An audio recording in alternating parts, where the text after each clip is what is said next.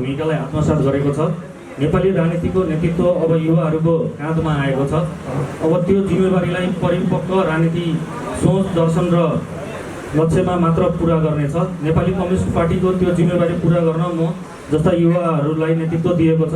आगामी फागुन 21 गते हुन गइरहेको आम निर्वाचनमा मेरो उम्मेदवारी नेपाली कम्युनिस्ट पार्टीले बोकेको दर्शन, लक्ष्य र ऐतिहासिक जिम्मेवारी पुरा गर्ने हुनेछ। अब नेपाली राजनीतिमा पुस्तान्तरण केवल नारा होइन, वास्तविकता बनाउनु छ। त्यसका लागि केवल आक्रोश होइन, स्पष्ट नीति, सिद्धान्त र वैकल्पिक कार्यक्रम आवश्यक छ।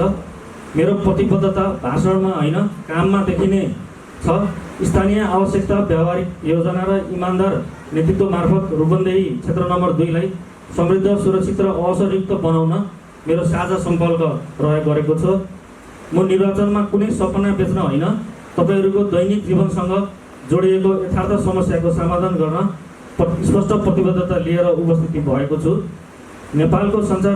नेपालको मध्य भागमा रहेको रूपन्देही जिल्ला सबै प्रकारले प्रचुर सम्भावना बोकेको राजनीतिक परिवर्तनको नेतृत्व गर्दै आएको जिल्ला हो। त्यसमा रूपन्देही क्षेत्र नम्बर 2 जुन नेपालको शिक्षा, स्वास्थ्य, आर्थिक तथा औद्योगिक नगरी बुटोल उपनगरपालिका, तिलोत्तमा नगरपालिका, सैनमैना नगरपालिकाको भूभाग समेटेको क्षेत्र हो। यस क्षेत्रको समग्र विकासमा युवाहरूलाई जोड्दै सेवाको सङ्कल्प लिएर आएको छु।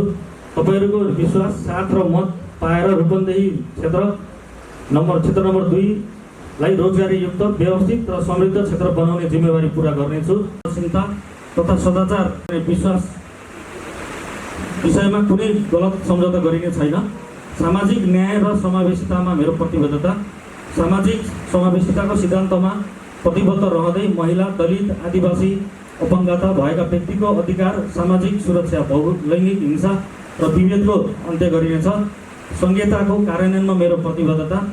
सङ्घ, प्रदेश र स्थानीय तहको अधिकार कार्यान्वयन गर्दै स्थानीय सरकारको सशक्तिकरण सहित नागरिक सहभागिता बढाइनेछ।